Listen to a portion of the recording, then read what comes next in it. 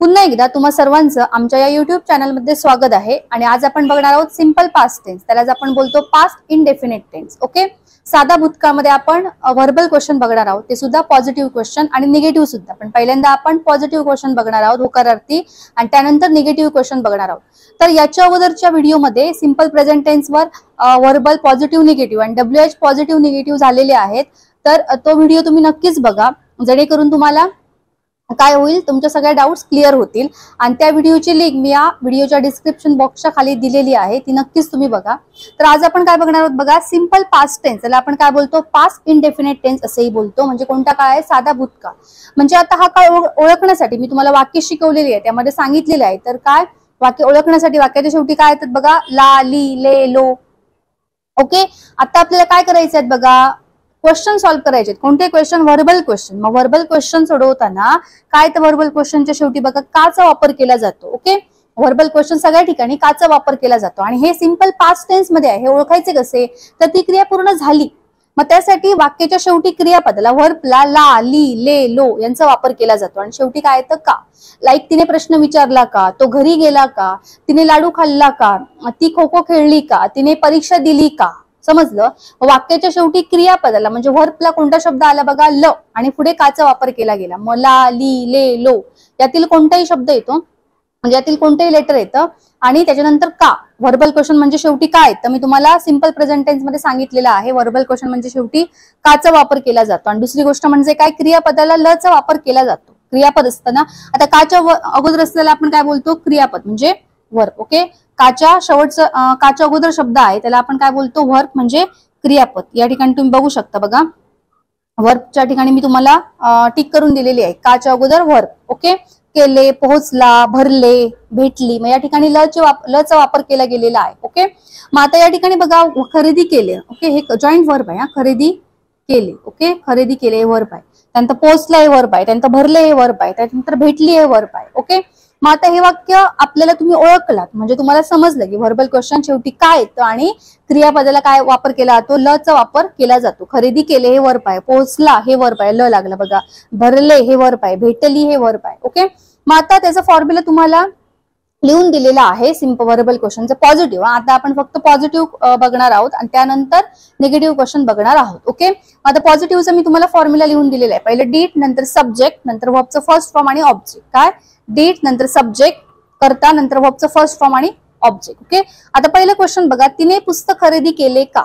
Okay, पहिल्यांदा तुम्हाला concept कळली पाहिजे. आपण कोणता टेन्स बघतो बघा, सिंपल पास्ट टेन्स, त्याला आपण पास्ट इनडेफिनिट टेन्स असंही बोलतात. कोणता टेन्स आहे बघा, मराठीत साधा भूतकाळ. ओके, मग हा ओळखण्यासाठी ती क्रिया पूर्ण झाली म्हणजे मराठी वाक्याच्या शेवटी काय, तर बघा ला, ली, ले, लो यांचा वापर केला जातो. कोणाला, क्रियापदाला. या ठिकाणी मी तुम्हाला टिक करून दिलेलं आहे. Okay, verb.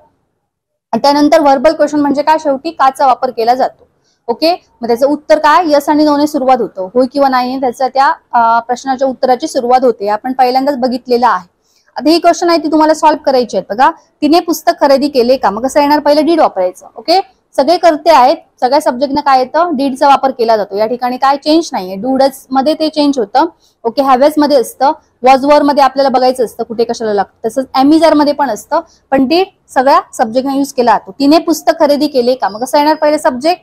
फॉर्म्युला बघा या ठिकाणी दिलेला आहे, डीड नंतर सब्जेक्ट, वर्ब आणि ऑब्जेक्ट. मग काय, पहिले सब्जेक्ट डीड, डीड नंतर पहिले सब्जेक्ट, डीड नंतर सब्जेक्ट, सॉरी तिने म्हणजे शी येणार. Okay, did she, did she. त्यानंतर पुढे काय येतं बघा, दीडशी नंतर वर्ब, वर्ब खरेदी करणे वर्ब आहे. मग खरेदी करणे म्हणजे काय, परचेस. दीडशी परचेस आणि ऑब्जेक्ट, ऑब्जेक्ट काय आहे, पुस्तक. मग काय येणार, did she purchase a, did she purchase a book. Okay, आणि क्वेश्चन मार्क. समजलं, did she purchase a book, did she purchase a book म्हणजे तिने पुस्तक खरेदी केलं का. पहिले सब्जेक्ट डीड, नंतर सब्जेक्ट म्हणजे करता काय, करता तिने. ओके, म्हणजे शी, नंतर वर्ब, वर्ब म्हणजे क्रियापद, खरेदी करणे वर्ब आहे. मग परचेस अ बुक. ओके, पुढे बघा, राजू वेळेवर पोहोचला का. आता बघा व्हर्बला ल आणि का म्हणजे व्हर्बल आणि ल म्हणजे पास्ट टेन्स. मग राजू वेळेवर पोहोचला का, मग पहिलं सब्जेक्ट डीड, सॉरी पहिलं डीड वापरायचं, डीड नंतर सब्जेक्ट, सब्जेक्ट काय करता काय, राजू, राजू हे नेम आहे. मग डीड राजू, नंतर वर्ब पोहोचणे म्हणजे रीच, रिच आणि ऑब्जेक्ट वेळेवर, मग काय येणार on time. On time. Okay. Did Raju reach on time. Okay, समजलं. डीड पहिलं येतं प्रत्येक सिंपल पास्ट टेन्स मध्ये. काय डीडचा वापर केला जातो सगळ्या सब्जेक्टना. मग डीड सब्जेक्ट राजू, नंतर वर्ब रिच ऑन टाइम. तू पैसे भरले का, मग कसं येणार पहिलं डीड, तू पैसे भरले का, डीड. नंतर काय येणार बघा, डीड नंतर सब्जेक्ट तू म्हणजे यू, डीड यू. नंतर वर्ब म्हणजे क्रियापद काय, भरणे. भरणे वर्ब आहे. पैसे भरणे. ओके, पैसे भरणे म्हणजे pay, did you pay. Did you pay आणि पैसे म्हणजे काय, did you pay money. Okay, did you pay money. समजलं, डीड यू पे मनी. पुढे बघा, सिया तुला बाजारात भेटली का, मग कसं येणार पहिलं डीड, नंतर सब्जेक्ट सिया, वर्ब भेटणे म्हणजे मीट, यू इन मार्केट, मग कसं येणार डीड.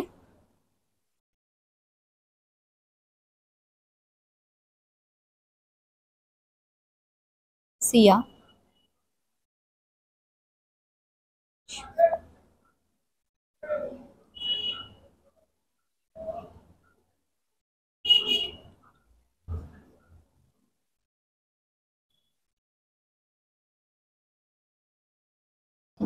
बघा या ठिकाणी शेवटचा क्वेश्चन, सिया तुला बाजारात भेटली का. मग आता पहिलं डीड, नंतर Siya subject, meet you in the market question mark. Okay, मग पहिलं डीड नंतर सब्जेक्ट सिया, नंतर वर्ब भेटणे आणि ऑब्जेक्ट राहिलेलं शब्द. ओके, मग आता हे क्वेश्चन काय आहेत बघा, सगळे क्वेश्चन पॉझिटिव्ह आहेत, होकारार्थी आहेत आणि होकारार्थी क्वेश्चन सॉल्व्ह केलेले आहेत. मग समजून घ्या, वाक्याच्या शेवटी ल म्हणजे ल ची बाराखडी आणि पुढे काचा वापर केला गेलेला आहे. निगेटिव्ह मध्ये कसं येतं, ल नाही का येतं. जसं पॉझिटिव्ह प्रेझेंट मध्ये काय बघितलं, त नाही का. सिंपल प्रेझेंट टेन्स मध्ये आपण पॉझिटिव्ह क्वेश्चन कसे बघितले, जातो का, खातो का, बोलतो का, पितो का. आणि इकडे काय बघा, ल का, आली का, गेली का, म्हणजे ती क्रिया पूर्ण झाली पास्ट टेन्स मध्ये. साध्या भूतकाळामध्ये आली का, गेली का, खाल्लं का, पिल्लं का. ओके, आणि याच्यामध्ये निगेटिव्ह कसं येणार, ल नाही का, ते आपण बघूया आता. हेच क्वेश्चन काय करणार आहे, निगेटिव्ह तयार करणार आहे. निगेटिव्ह आपल्याला तयार करायचं आहे. ओके, हे क्वेश्चन समजलं, एकदा क्वेश्चन वाचून घेऊया. तिने पुस्तक खरेदी केले का, did she purchase a book. Raju वेळेवर पोहोचला का, did Raju reach on time. तू पैसे भरले का, डिड यू पे मनी. त्यानंतर सिया तुला बाजारात भेटली का, did Siya meet you in the market.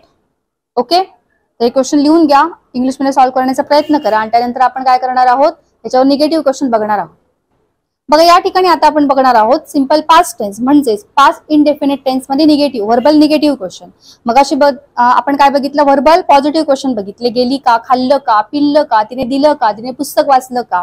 तर आता आपण काय बघणार आहोत, ल नाही का बघणार आहोत. काय वाक्याच्या शेवटी काय येतं बघा, व्हर्बला म्हणजे क्रियापदाला ला, ली, ले, लो यांच्यापैकी कोणताही लेटर येतं आणि त्याच्यानंतर नाही आणि पुढे काचा वापर केला जातो. ओके, ती बोलली नाही का, ती गेली नाही का, तिने प्रश्न विचारला नाही का, त्याने उत्तर दिले नाही का. ओके, ल नाही काचा वापर केला जातो, ल नाही का. ओके, या ठिकाणी बघा ल नाही का, त्याच्यानंतर भरले नाही का, भेटली नाही का. ओके, मग आता काय करायचं आहे बघा, ओळखण्यासाठी मी तुम्हाला अंडरलाईन करून दिलेली आहे. व्हर्बला व्हर्ब पासून पुढे ल नाही काचा वापर केला जातो, म्हणजे ला नाही का, ले नाही का, लो नाही का, म्हणजे सब्जेक्ट नुसार व्हर्ब चेंज होतं. ओके, फॉर्म्युला लिहून दिलेला आहे बघा, डीड नंतर नॉट, नंतर सब्जेक्ट करता, नंतर व्हर्ब आणि ऑब्जेक्ट.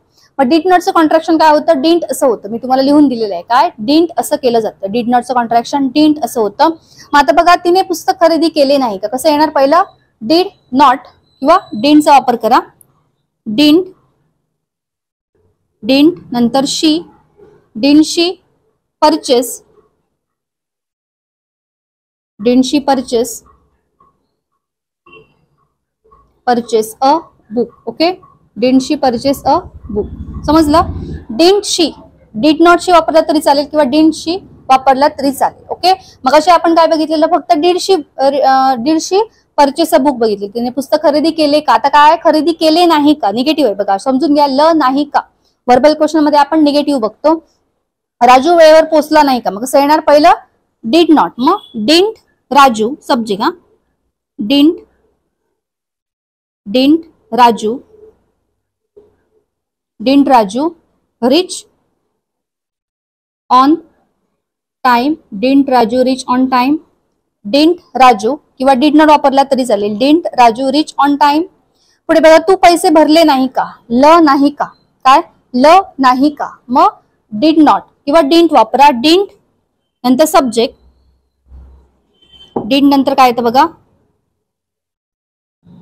डिंट नंतर काय येतं, डिंट नंतर सब्जेक्ट यू आहे, डिंट यू, डिंट यू नंतर व्हर्ब, व्हर्ब काय भरणे, भरणे म्हणजे pay, didn't you pay, did you pay money, did you pay money. पुढे सिया तुला बाजारात भेटली नाही का, म्हणलं नाही का, डिड नॉट किंवा डिंट सिया नेम आहे बघा, सिया, डिंट नंतर सब्जेक्ट काय आहे सिया, डिंट,